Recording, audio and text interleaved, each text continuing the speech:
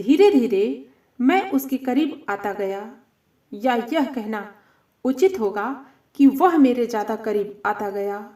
मुझे उसके घर परिवार के विषय में अनेक बातों का ज्ञान होता गया।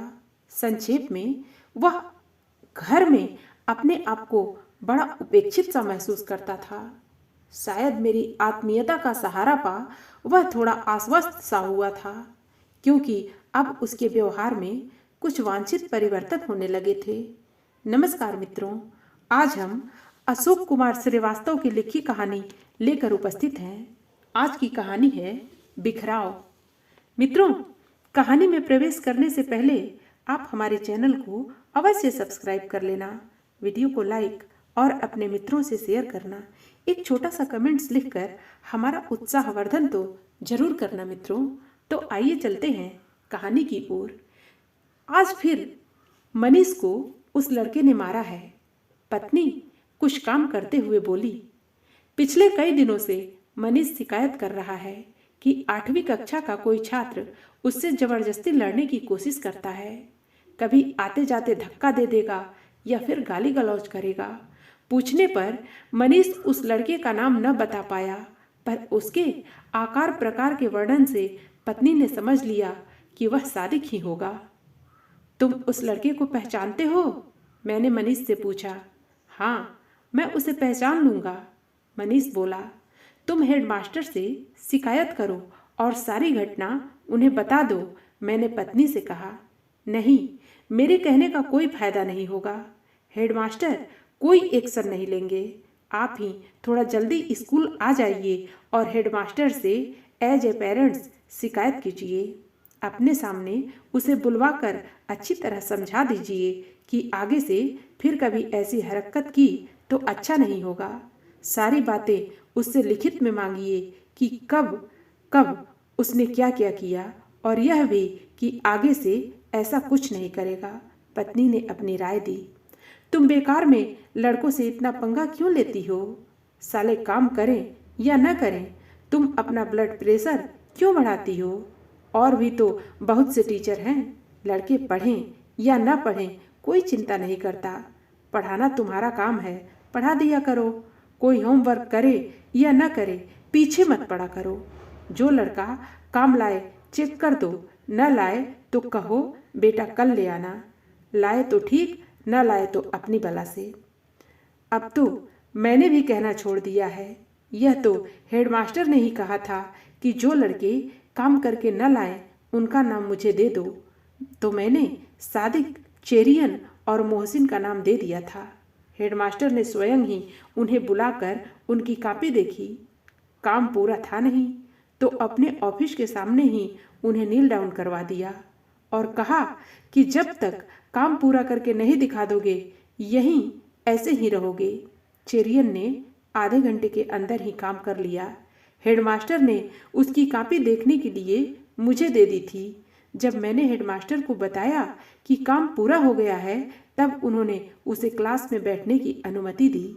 बाकी दोनों लड़के पिछले 2 दिनों से पहले से लेकर 8वें पीरियड तक वही नील डाउन करते हैं। कुल आधे घंटे का काम है, करते ही नहीं। क्लास में जितनी देर बैठेंगे शरारत करते रहेंगे, कागज का बॉल बनाकर फेंकेंगे या फिर बात करते रहेंगे। एक बार तो मिसेस खन्ना की क्लास में पेपर मिसाइल बनाकर रबर बैंड से ऐसा फेंका कि बेचारी की आंख में लगते लगते बचा। क्लास में कोई लड़का इनके खिलाफ मुंह नहीं खोलता। हेडमास्टर ने कई बार इनके पेरेंट्स को अपने ऑफिस से फ़ोन किया और कहा कि आकर सभी टीचर्स से मिल लें, लेकिन लगता है जैसे किसी को चिंता ही नहीं। कुछ दिन बाद सभी चुप्पी साध लेते हैं। अच्छा, तुम ठीक से पता तो लगा लो कौन सा लड़का है। मैं आऊँगा तो हेडमास्टर से बात कर लूँगा। आप घर से कितने बजे निकलते हैं? 12:30 तक, और 12:45 तक स्कूल पहुँच जाता हूँ। ठीक है, उस समय तक मैं पता लगा लूँगी कि कौन लड़के हैं। कहते हुए पत्नी स्कूल चली गई। पत्नी के जाने के बाद मैं बिस्तर से उठा, कमरे को थोड़ा व्यवस्थित कर बाथरूम में घुस गया। नित्य कर्म से फरागत हो चाय बनाई, अखबार हाथ में ले टीवी ऑन किया और कुर्सी पर बैठकर चाय के साथ टीवी और अखबार दोनों देखने लगा। लेकिन मन अनमनस्क सा था। हम दोनों एक ही स्कूल में पढ़ाते हैं। पत्नी सुबह की पाली में जूनियर माध्यमिक छात्रों को और मैं दोपहर की पाली में उच्च माध्यमिक कक्षाओं को पढ़ाता हूँ। मनीष अभी अपने माँ के ही साथ विद्यालय आता जाता है। पत्नी अगर किसी लड़के के साथ कुछ कड़ाई से पेश आती है तो वे अपना गुस्सा मनीष पर उतारने की कोशिश करते हैं।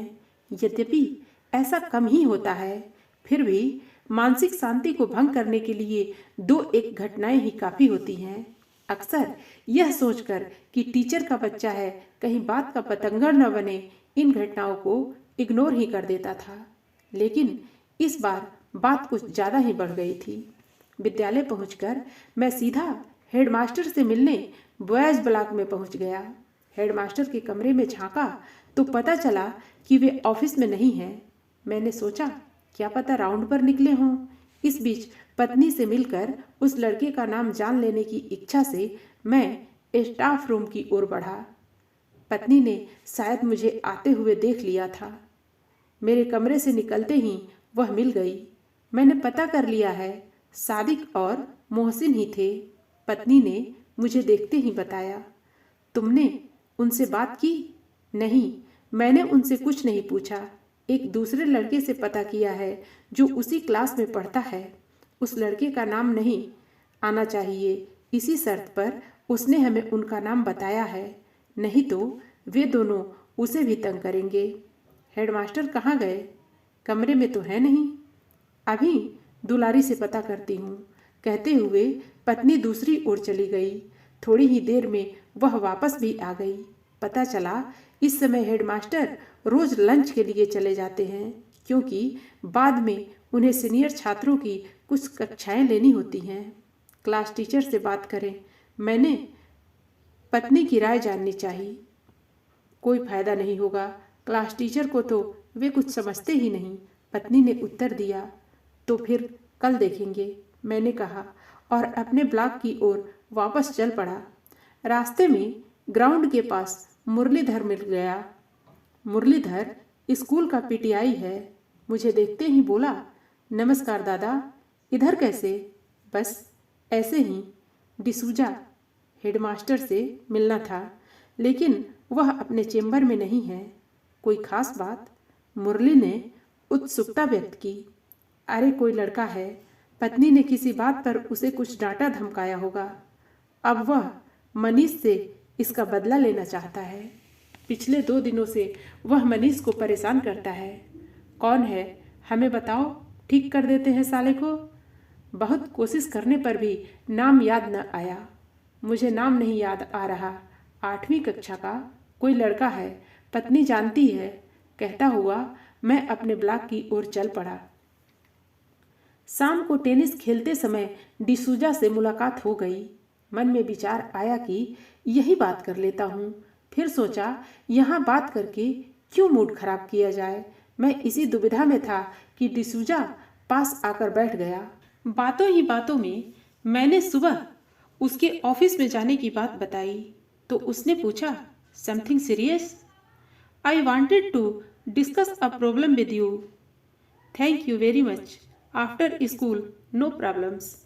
मुझे भी उस समय बात करना कुछ अच्छा नहीं लग रहा था। सोचा अब कल ही बात करूंगा। शाम को घर पहुंचने पर गैलरी में शरण मिल गया। थोड़ी व्यवस्था है मेरे पास, चलेगी क्या? ठीक है, बनाओ छोटा सा।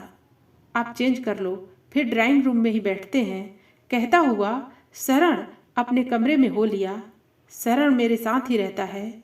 उसने पिछले वर्ष ही विद्यालय एक पीजीटी के रूप में ज्वाइन किया था। फिर भी मुकद्दर कहो, योग्यता या कुछ और, आज वह सीनियर लड़कों के शिफ्ट में सुपरवाइजर है और उसकी पत्नी सुबह की पाली में पीजीटी। स्नान करके फ्रेश होने के बाद मैं ड्राइंग रूम की ओर बढ़ा। शरण अपने कमरे में ही था, शायद रिपोर्ट कार्ड साइन कर रहा था। मुझे देखते ही ड्राइंग रूम में आ गया और बोला, कुछ रिपोर्ट कार्ड थे। पहले सोचा था कल जल्दी स्कूल जाकर साइन कर दूंगा, फिर सोचा क्यों जल्दी जाने का झंझट पाला जाए, इसलिए साथ लिए आया था। अभी निपटा दिया है, सुबह मानसी लिए जाएगी। वीपी साइन कर लेगा तो पहले पीरियड में ही बढ़ जाएगा, नहीं तो देर हो जाती है और बेकार में लड़के अपना टाइम खराब करते हैं। काफ़ी देर तक गपशप चलती रही। बातों ही बातों में मैंने सुबह की घटना का जिक्र छेड़ दिया। शरण सुनते ही अपने आपे से बाहर हो गया।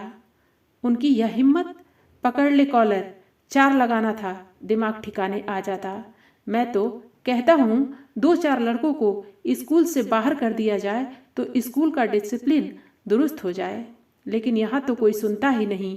सब अपनी कुर्सी बचाने के चक्कर में अपनी बला एक दूसरे पर टालते रहते हैं।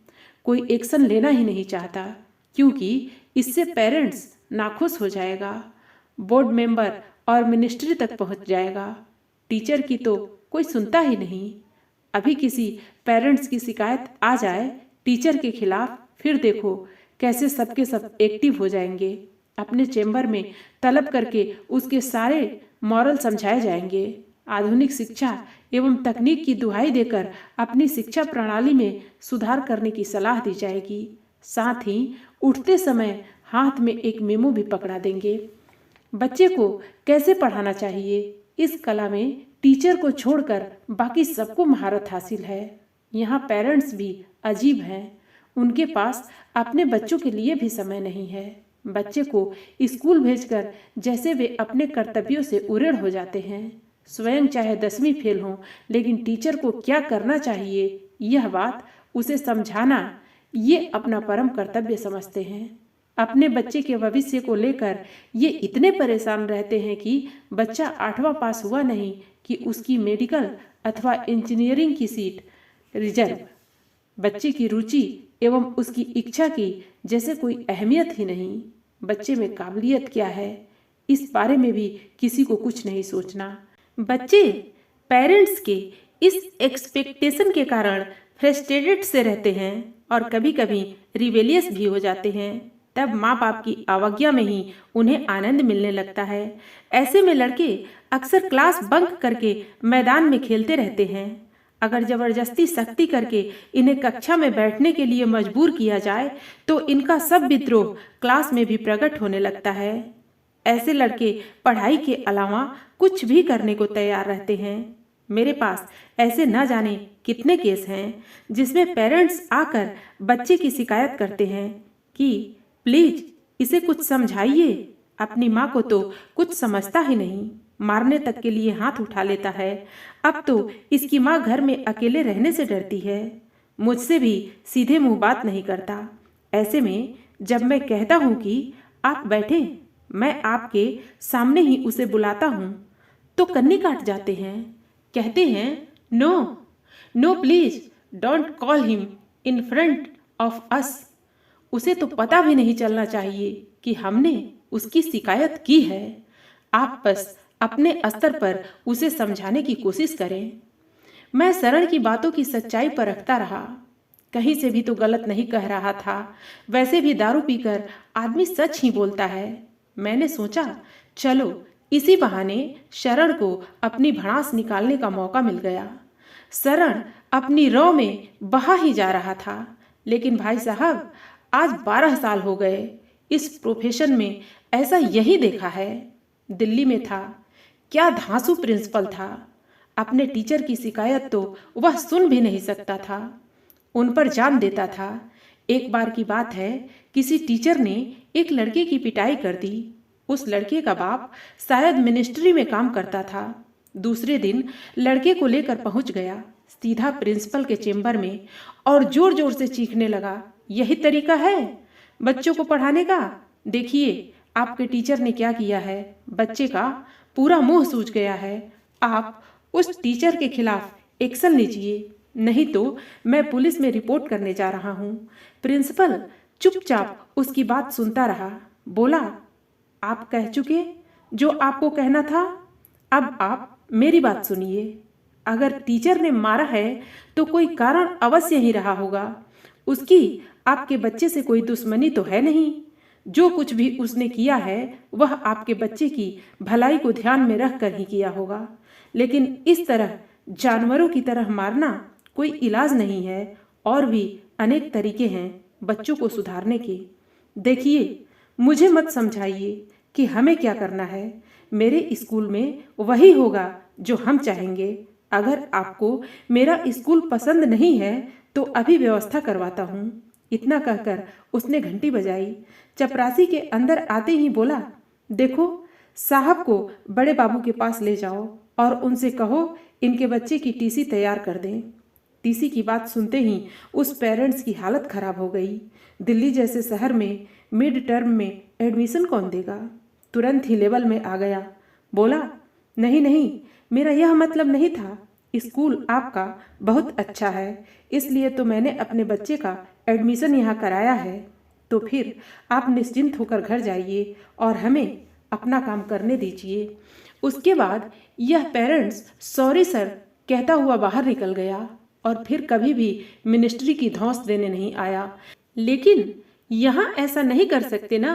यहाँ तो स्कूल को दुकान बनाकर रख दिया है। यहाँ स्कूल लोगों ने पैसा कमाने के उद्देश्य से खोल रखा है, न कि शिक्षा के प्रसार के लिए। काफी देर तक यूं ही बातें होती रहीं। बाद में भोजन के बाद हम अपने अपने कमरे में हो लिए। दूसरे दिन स्कूल पहुंचते ही नोटिस मिला कि वाइस प्रिंसिपल के साथ मीटिंग है। डिसूजा को भी मीटिंग अटेंड करना था। मैं मीटिंग से पहले ही डिसूजा से मिल लेना चाहता था, अतः तुरंत उसके चेंबर की ओर चल पड़ा। डिसूजा अपने चेंबर में ही था। मैंने हेलो कहा और सामने रखी कुर्सी पर बैठ गया। मेरे कुर्सी पर बैठते ही डिसूजा बोला, we have a meeting with vice principal now. मैंने हाँ में उत्तर देते हुए बताया कि अभी थोड़ा समय है। मैं मन ही मन सोच रहा था कि जल्दबाजी में अपनी समस्या पर बात करना उचित होगा कि नहीं। तभी डिसूजा बोला, कल आप कुछ बात करना चाह रहे थे ना। मैंने दोनों लड़कों को बुलाया था। अभी ही वे दोनों अपनी कक्षा में गए हैं। पहले तो वे कुछ एक्सेप्ट ही नहीं कर रहे थे, लेकिन बाद में जब मैंने अपने तरीके से पूछा तो सब उगल दिया। But this is too much. Yes yes, I know, I have called their parents. एक पेरेंट्स तो फोन पर ही अपने लड़के के व्यवहार के लिए माफी मांगने लगा। तब मैंने उससे कहा कि आप स्वयं आकर टीचर से मिल लें, वह कल आएगा। आपको शायद पूरी बात का पता ही नहीं। ये लड़के प्रिंसिपल के पास लिखित शिकायत करने की प्लान बना रहे थे। सादिक तो खुर्राट है, कुछ भी स्वीकार करने से इनकार कर दिया। लेकिन मोहसिन से जब मैंने अकेले में बात की तो रो पड़ा। कहने लगा कि सादिक के जबरदस्ती करने पर ही उसने ऐसा किया। यदि वह ऐसा न करता तो शायद सादिक ने उसे मारने की धमकी दी थी। मोहसिन ने अपना काम भी पूरा कर लिया है, लेकिन सादिक ने जबरदस्ती उसकी कॉपी अपने पास रख रखी है और कहता है कि मेरा काम भी तुम पूरा करो, फिर दोनों अपना अपना काम साथ साथ दिखाएंगे। यह तो दादागिरी हो गई। मीटिंग का समय हो रहा था, अतः मैंने कुर्सी से उठते हुए कहा। डिसूजा भी कुर्सी से उठते हुए बोला, यस यस, और उसे अगर देखे तो आपको बड़ी हैरानी होगी। कुल 3.5 फुट का दुबला पतला लड़का है और स्कूल के सभी अध्यापक उससे परेशान रहते हैं। 2-1 बार पेरेंट्स से शिकायत की गई, लेकिन कोई विशेष अंतर नहीं पड़ा। इसलिए इस बार मैंने उन्हें अपने ऑफिस में बुलाया है। ऐसे ही बात करते करते हम वाइस प्रिंसिपल के चेंबर तक पहुंच गए। मीटिंग के बाद डिसूजा लंच के लिए चला गया और मैं अपने ब्लॉक की ओर निकल आया। शायद हमारी पूछताछ का ही असर था कि उस दिन के बाद से उन लोगों ने मनीष को तंग करना छोड़ दिया था, क्योंकि फिर मनीष ने कभी शिकायत नहीं की। मैंने भी डिसूजा से आगे कोई पूछताछ करना उचित नहीं समझा। उसने अपने स्तर पर अपने ढंग से समस्या का समाधान किया होगा। पत्नी ने भी फिर कभी सादिक का जिक्र नहीं किया। समय के साथ सभी उस घटना को भूल गए। नया सत्र शुरू हो गया था। 9वीं कक्षा इस बार मुझे पढ़ाने को मिली थी। कक्षा में कुल 19 छात्र थे। पहले दिन कक्षा में छात्र परिचय हो रहा था। अपना अपना परिचय देते हुए सभी छात्रों ने अपना नाम बताया। जब एक छोटे से लड़के ने अपना नाम सादिक बताया तो मुझे वह घटना याद आ गई। बाद में मैंने जब अपने आप को इंट्रोड्यूस किया तो सादिक का चेहरा उतर सा गया। शायद उसे भी यह घटना याद आ गई थी। उसके बाद से वह कक्षा में सहमा सहमा सा रहता, बोलता भी बहुत कम था। एक दिन कक्षा के बाद उससे कुछ आत्मीयता बनाने की गरज से मैंने उसे अपने पास बुलाया और पूछा, क्लास में जो कुछ पढ़ाया जाता है समझ में आता है या नहीं? यस सर, कहते हुए उसने सिर हिलाया। देखो, कभी कोई कठिनाई हो या कोई बात समझ में ना आए तो पूछ लिया करो। ओके सर, कहता हुआ वह अपनी कक्षा में चला गया। कुछ दिन बाद मैंने उसे अपनी कक्षा का मॉनिटर बना दिया। धीरे धीरे मैं उसके करीब आता गया, या यह कहना उचित होगा कि वह मेरे ज़्यादा करीब आता गया। मुझे उसके घर परिवार के विषय में अनेक बातों का ज्ञान होता गया। संक्षेप में, वह घर में अपने आप को बड़ा उपेक्षित सा महसूस करता था। शायद मेरी आत्मीयता का सहारा पा वह थोड़ा आश्वस्त सा हुआ था, क्योंकि अब उसके व्यवहार में कुछ वांछित परिवर्तन होने लगे थे। उसकी उदंडता गायब हो गई थी और वह कक्षा में पहले से अधिक ध्यान देने लगा था। अन्य अध्यापकों ने भी उसके इस परिवर्तन को नोटिस किया। सबसे ज़्यादा आश्चर्य तो मुझे उस दिन हुआ जब पूर्व सत्र परीक्षाओं के रिजल्ट तैयार हो रहे थे। कुछ ही अंकों से उसकी तीसरी पोजीशन रह गई थी। मैंने उसे पास बुलाकर बधाई दिया। उसकी आंखों में आंसू छलक आए और बोला, थैंक यू सर। मैं सोच रहा था कि प्रत्येक बेल को ऊपर चढ़ने के लिए किसी सहारे की आवश्यकता होती है। वह सहारा चाहे घर में हो या फिर बाहर, अन्यथा बेल धरती पर ही आश्रय की तलाश में इधर उधर बिखरती चली जाती है और लोगों के पैरों से रौंद उठती है। तब वह फलने फूलने से पहले ही असमय नष्ट हो जाती है। मित्रों, हर कहानी में कोई न कोई संदेश छुपा होता है। कहानी लोगों का मनोरंजन करने के साथ साथ जिंदगी की जरूरी सीख भी देती है। फिर मिलते हैं अगली प्रस्तुति के साथ। धन्यवाद।